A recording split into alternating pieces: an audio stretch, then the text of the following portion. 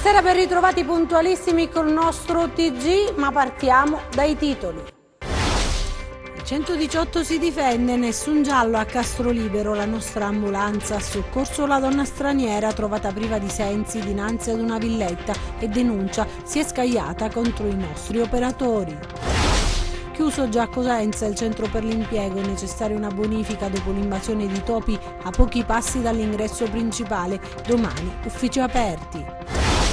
Attivo di CGL, CISL e UIL a Catanzaro in vista della manifestazione nazionale del 22 giugno, contestati i provvedimenti del governo a cui si chiedono misure per far ripartire il sud.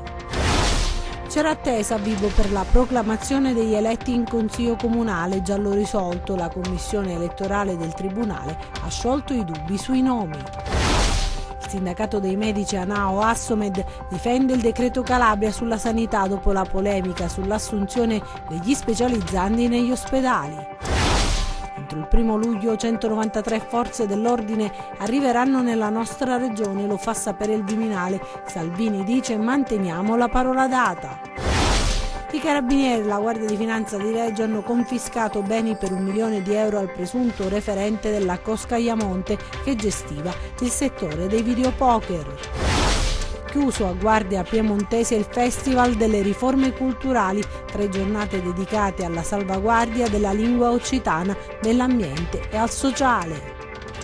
Buonasera e ben ritrovati a questa nuova edizione in diretta del nostro telegiornale. In apertura lo avete visto dai titoli, la vicenda della donna in stato di ebbrezza soccorsa a Castrolibero, polemiche sui primi soccorritori che secondo quanto riportato da alcuni organi di stampa avrebbero abbandonato la donna al suo destino dopo un breve intervento. Testimoni invece della scena, il direttore del 118 di Cosenza, smentiscono questa ricostruzione. Intanto la vicenda si è arricchita di un nuovo atto che ha come protagonista la badante straniera. È qui, in questo punto di Via della Resistenza a Castrolibero, che si è svolta la scena raccontata da diversi siti anche nazionali, che ha visto come protagonista una donna straniera in stato di ebbrezza che è stata soccorsa 2 volte dall'ambulanza e poi dal 118. La donna si sarebbe anche chiusa in questa utilitaria per un po' di tempo per poi uscire e sedersi sui gradini. Una testimone ci descrive la vicenda iniziata alle 9:30 circa. Visto che stava male, mi sono avvicinata, ho cercato di chiedere come mai si trova qui, buttata lì sul gradino. Non siamo riusciti a darle aiuto perché lei si rifiutava proprio pure di questo. No, faceva pure gesti abbastanza così, da persona un po' così fuori di sé.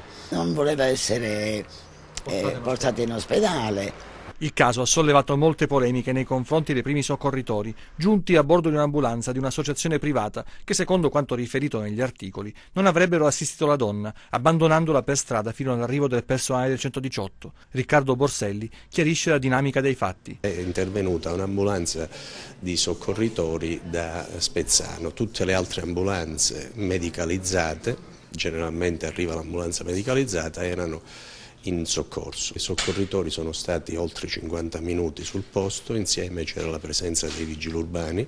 Questi ragazzi hanno cercato in tutti i modi di ospedalizzare la paziente, ma ottenendo sempre un netto rifiuto.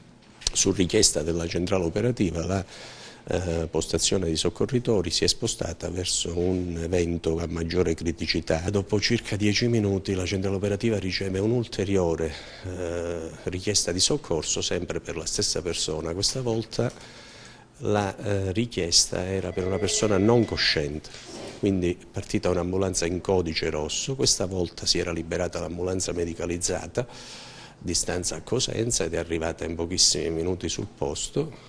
Ovviamente la signora non era assolutamente priva di coscienza, ma il medico, una dottoressa, ha certificato uno stato di ebbrezza acuto. La signora è salita sul mezzo di soccorso ed è stata ospedalizzata, ma non è finita lì perché la signora, appena scesa dal mezzo di soccorso all'Annunziata, dopo essere stata triagiata, gira i tacchi e se n'è andata dall'ospedale. Oggi la donna è stata protagonista di una vicenda molto simile, questa volta nel territorio di Cosenza. Stamattina la signora hanno richiamato perché stavolta è stata identificata come malore, lieve malore, e era la stessa signora di ieri, è stata ospedalizzata, il pronto soccorso non l'ha neanche triaggiata, ha chiamato immediatamente i servizi sociali. Una volta in ospedale la signora ucraina è stata presa in carico dai servizi sociali e sarà ospitata dalla Casa di San Francesco. Restiamo a Cosenza, oggi chiuso in città il centro per l'impiego, necessaria una bonifica dell'area dopo l'invasione di topi a pochi passi dall'ingresso principale. Domani comunque ci sarà la riapertura. Eccoli i ratti in giro per Vaiolise, siamo a Cosenza e questa mattina l'invasione dei topi a pochi passi dall'ingresso principale del centro per l'impiego della città ha costretto i funzionari dell'ufficio a sospendere il servizio per permettere una bonifica degli ambienti adiacenti all'agenzia che quotidianamente accoglie un'utenza elevata. Non volevano di certo richiedere il reddito di cittadinanza, consentiteci la battuta, ma è stato necessario attivare una polizia straordinaria in quest'area della città degradata e invasa dai rifiuti di ogni genere, anche per l'incuria dei cittadini per gli abbandoni selvaggi. Scarsa pulizia che di conseguenza trasforma il luogo frequentato da diversi utenti in un vero e proprio ricettacolo per gli animali. Oggi dunque uffici chiusi, ma da domani le attività del centro riprenderanno regolarmente e si spera senza intoppi, ma fanno sapere gli operatori degli uffici, la zona purtroppo, nonostante alcuni interventi sporadici, è nel degrado e bisognerebbe intervenire al più presto. Cambiamo argomento, attivo di CGIL, CISL e UIL a Catanzaro in vista della manifestazione nazionale del prossimo 22 giugno. Contestati i provvedimenti del governo a cui si chiedono misure per far ripartire il Sud.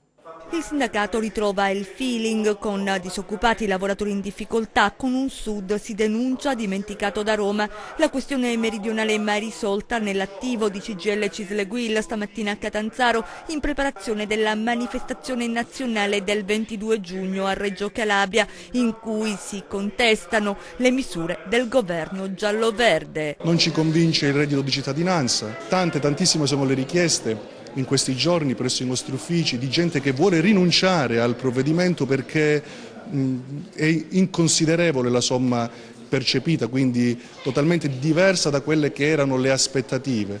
Non ci convince quota 100, si poteva pensare di più ai giovani sui quali pesano carriere discontinue. Altra situazione controversa e irrisolta, l'avvertenza degli LSU LPU. La stabilizzazione definitiva degli LSU LPU, ieri c'è stato un incontro al Ministero dello Sviluppo Economico che ci lascia insoddisfatti. Cosa c'entra il reddito di cittadinanza con la stabilizzazione di 4.500 lavoratori che da 20 anni svolgono un servizio importante nei comuni, nell'area dei servizi al cittadino? Noi siamo stati in piazza lo scorso anno, lo saremo ancora se non verrà messa da parte di questo governo e da parte della Regione Calabria una parola definitiva sulla stabilizzazione di questi lavoratori in un quadro di efficienza produttiva della pubblica amministrazione calabrese. In piazza si dirà un no deciso all'autonomia differenziata che, ripetono i sindacati, penalizza l'intero Sud. Se noi non riusciamo a ricucire il Paese, questo Paese non ce la fa.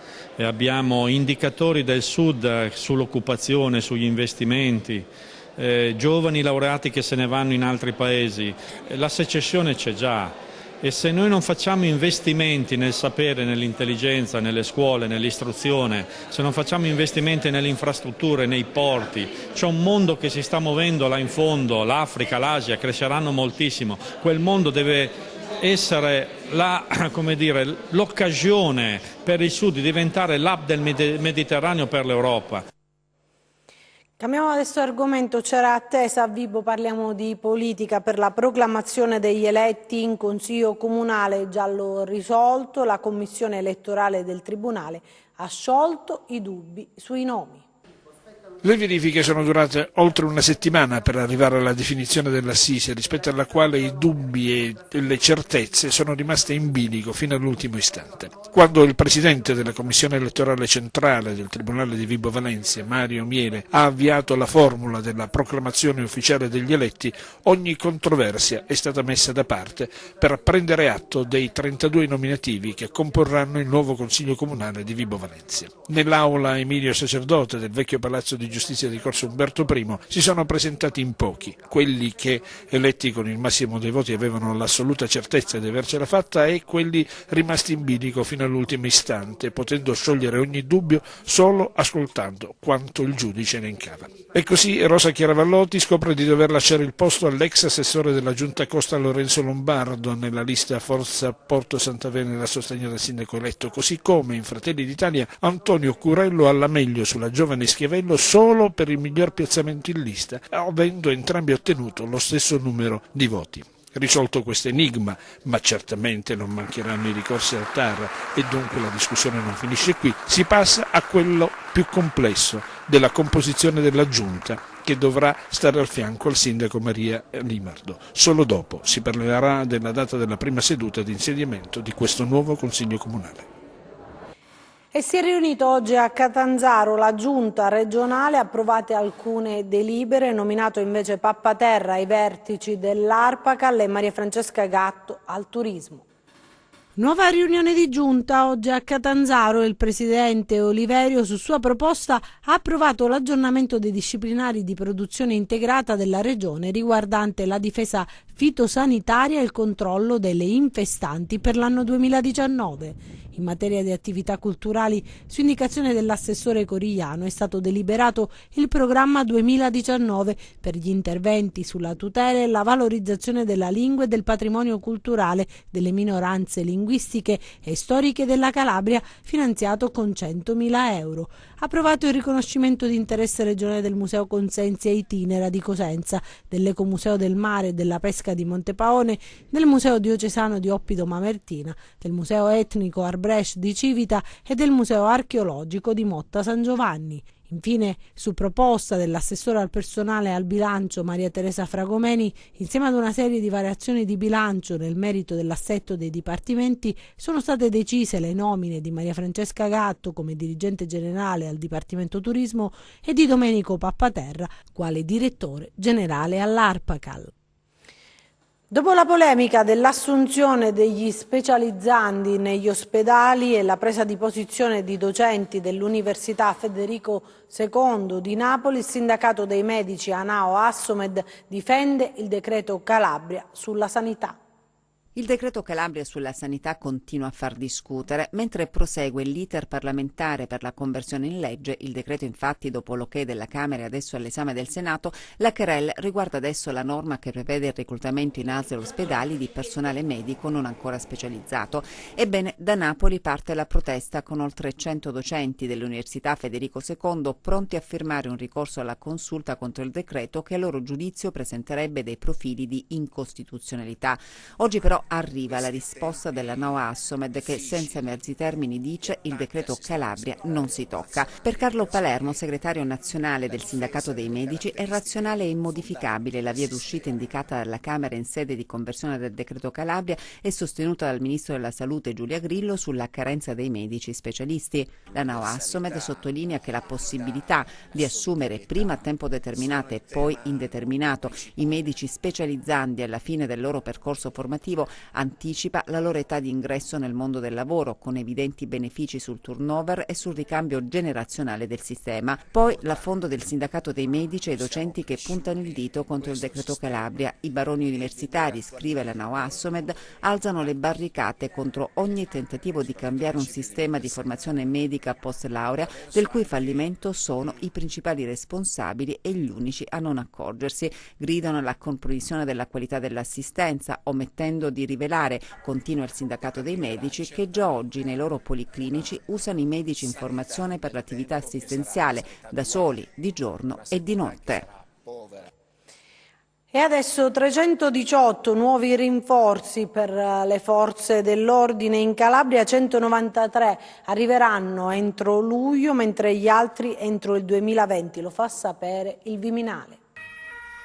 Parte il piano di potenziamento voluto dal governo per far fronte al fisiologico turnover, ma anche per rafforzare questure, commissariati e comandi. Lo fa sapere il Ministero dell'Interno. 318 donne e uomini in divisa per i presidi calabresi sono gli operatori delle forze dell'ordine che arriveranno nei prossimi mesi nelle province della Calabria e presto saranno ancora più rafforzate da 4.290 allievi carabinieri che verranno immessi in servizio entro il 2023 e in quota parte destinati anche in regione.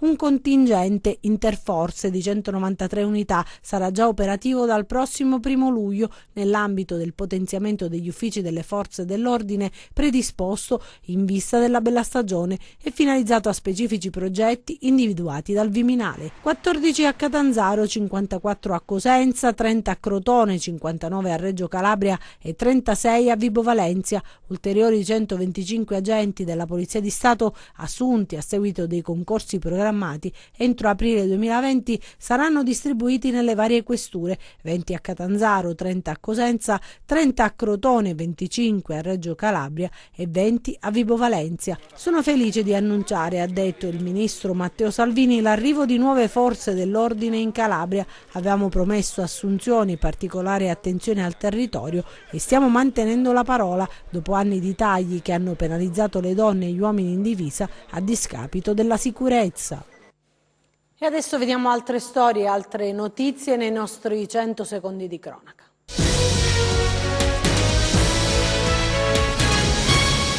Rissa tra due famiglie a Grisolia, centro dell'Alto Tirreno Cosentino. Secondo quanto ricostruito dai carabinieri della compagnia di Scalea, un giovane pregiudicato appartenente ad una delle famiglie rivali avrebbe sparato alcuni colpi di fucile all'indirizzo degli antagonisti. 3 persone sono rimaste lievemente ferite, indagini in corso.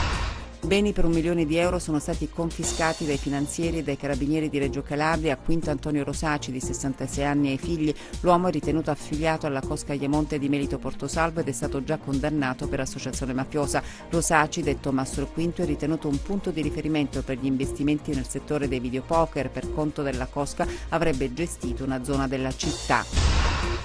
Un 59enne di Maierà è stato arrestato dai carabinieri dopo aver rapinato una stazione di servizio a Diamante. Approfittando di un momento di distrazione del titolare dell'impianto, è riuscito a sottrarre €1.000, dandosi poi alla fuga. I militari, grazie anche alle immagini della videosorveglianza, lo hanno rintracciato e arrestato. L'uomo aveva nascosto i soldi nei calzini. In fiamme questa mattina in località Noggiano di Rende alcuni fienili. Per domare il grosso incendio sono intervenuti i vigili del fuoco del comando provinciale di Cosenza. L'intervento ha visto impegnati 3 automezzi con gli equipaggi di soccorso. Le cause del rogo sono in corso di accertamento. Brutto incidente questa mattina sulla A2 nel tratto cosentino. Per causa in corso di accertamento, il conducente ha perso il controllo dell'auto. Nell'impatto distrutta la parte anteriore della vettura. È accaduto tra Rende e Montalto in direzione sud. Non si registrano feriti. Un uomo di 48 anni è stato arrestato dalla polizia a Reggio Calabria con l'accusa di detenzione ai fini di spaccio di sostanze stupefacenti. Gli agenti, supportati da unità cinofile della Polizia di Stato, hanno scoperto in casa dell'uomo circa mezzo chilo di marijuana nascosta in 2 buste nella stanza da letto. Cambiamo argomento: tutelare la biodiversità in Calabria. La regione indicata dal Ministero fra le più attive della penisola. All'incontro a Catanzaro erano presenti anche i parchi e le associazioni ambientalistiche. C'erano i parchi calabresi ma anche le associazioni ambientaliste, la Regione Calabria e il Ministero per il focus sulla biodiversità a Catanzaro. Elaborare una strategia sullo sviluppo sostenibile, obiettivo dell'incontro in cui è stato il Ministero a dare atto alla massima istituzione calabrese di essere tra le più attive in Italia sulla tutela paesaggistica. Abbiamo approvato una legge che semplifica le procedure urbanistiche. Abbiamo bandito delle misure per la valorizzazione dei borghi, non ci fermiamo qui, vogliamo che il territorio rigeneri in tutte le sue componenti, anche quella culturale, quella sociale e quella economica. Ci stiamo lavorando molto e questa testimonianza di attenzione del Ministero ci rende orgogliosi. Adesso ci tocca una missione, quella di andare a raccontare in giro per il mondo sostanzialmente, non più una Calabria che chiede ma una Calabria che offre qualità della vita, qualità del suo territorio, qualità delle infrastrutture e soprattutto opportunità per le imprese che vogliono proporsi come innovative innovazioni nel territorio calabrese. Costituita una cabina di regia che va nella direzione di rigenerare e riqualificare una terra il cui riscatto deve partire dalla valorizzazione delle risorse naturali. La biodiversità è diciamo, il punto di forza della regione, dal momento che nell'ambito di un paese come l'Italia, che ha un'enorme biodiversità, la Calabria ha una varietà diciamo, notevole. Su questa varietà si sta lavorando attraverso strumenti di tutela ma anche attraverso strumenti di valorizzazione, quindi il Dipartimento è fortemente impegnato nell'attività di monitoraggio degli habitat, delle specie, delle misure di conservazione ma anche di tutta una serie di azioni che permettono di valorizzare il territorio. E si è chiuso a Guardia Piemontese il Festival delle Riforme Culturali, 3 giornate dedicate alla salvaguardia della lingua occitana, dell'ambiente e anche al sociale. A Guardia Piemontese, con la giornata della memoria, si concludono le 3 intense giornate della seconda edizione del Festival delle Riforme Culturali, dedicato quest'anno alla salvaguardia della lingua occitana, alle problematiche ambientali e alla crisi sociale. Valori importanti che nel corso delle 3 giornate sono stati declinati attraverso numerose iniziative e testimonianze, con la presenza degli alunni delle scuole di Guardia Piemontese, che rappresentano un anello essenziale affinché la memoria non si disperda. La lingua è la base di tutto, quindi la scuola è fondamentale, senza la scuola non andiamo da nessuna parte, proprio perché dobbiamo puntare sui giovani, puntare sul di loro proprio per tramandare, valorizzare la lingua e l'anello più importante è proprio quello che ci lega al nostro futuro. Il titolo di questo festival è Radici e Ali. Negli ultimi 20 anni, a voler tenere viva quella pagina di storia insieme alla lingua e alle tradizioni occitane, sono stati uomini illuminati: il sindaco Gaetano Cistaro, lo storico Enzo Stancati e il pastore valdese Cesare Milaneschi. È a loro che sono stati dedicati la giornata della memoria ed un pomeriggio di intensa ed emozionante riflessione. L'apporto di queste 3 persone mi sembra che sia accomunato dal fatto che nell'ultimo ventennio più o meno questi 3 personaggi hanno affrontato l'aspetto divulgativo della storia, legato al fatto di dover promuovere presso gli alunni, Cistaro è anche insegnante naturalmente, la necessità non di studiare la storia solo dal punto di vista scientifico, ma di rendere e di restituire alla popolazione come patrimonio culturale condiviso. Grazie all'impegno costante e al forte senso di appartenenza del Centro Culturale Gianluigi Pascale, la seconda edizione del Festival delle Riforme Culturali ha acceso un faro internazionale su Guardia Piemontese. La vicinanza delle istituzioni, in particolare quella dell'assessore regionale Maria Francesca Corigliano e le sue rassicurazioni, rappresentano la garanzia per far decollare la Fondazione Occitana. È importante che ci sia questa fondazione per promuovere e coinvolgere tutte le associazioni del territorio. L'augurio è che, visto che la prima edizione è stata finanziata dal Comune di Guardia, la seconda edizione è stata finanziata dal Centro Culturale Gianluigi Pascale, per continuità sarebbe bellissimo che la terza edizione fosse finanziata proprio dalla Fondazione Occitana, proprio per fare capire che c'è un'integrazione fra tutti gli attori del territorio. In chiusura alla pagina degli appuntamenti, endometriosi, sai cos'è? Il tema di un convegno promosso dall'associazione Progetto Endometriosi, in programma domani pomeriggio a Cosenza. Noi ne abbiamo parlato con Maria Carmela Arcidiacono, referente per l'APE nella città dei Bruzzi. Maria Carmela Arcidiacono, referente per l'APE a Cosenza e sul territorio della provincia di Cosenza. Domani un incontro, un convegno importante per l'endometriosi. Qual è l'obiettivo di questo incontro? Allora, l'associazione Apeollus, Associazione Progetto Endometriosi, lavora proprio sul territorio nazionale per divulgare la conoscenza e la corretta informazione per una malattia che ha un ritardo diagnostico che va intorno ai 10 anni e che ancora si conosce molto poco. Noi sul territorio della provincia di Cosenza stiamo lavorando da diversi anni con dei progetti e uno di quelli in cui teniamo di più è la conferenza proprio che sarà domani alla Casa delle Culture Salagullo intorno alle 17 con dei professionisti specializzati nella malattia. Tratteremo la malattia a 360 gradi perché è una malattia ginecologica, quindi riguarda la donna, però ha degli aspetti multifattoriali. Ne parleremo domani con gli specialisti proprio per capire come riconoscere la malattia, a chi affidarsi e come poter migliorare la sintomatologia, perché parliamo di una malattia cronica, debilitante e invalidante per la donna. E adesso vediamo le previsioni del tempo.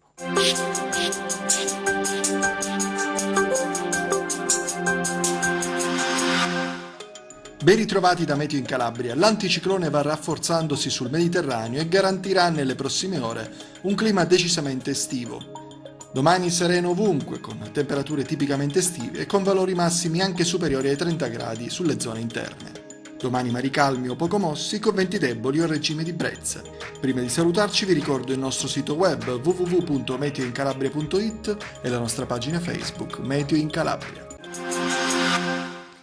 Anche per noi è tutto, io mi fermo qui, grazie per averci seguito e buon proseguimento con i nostri programmi, arrivederci.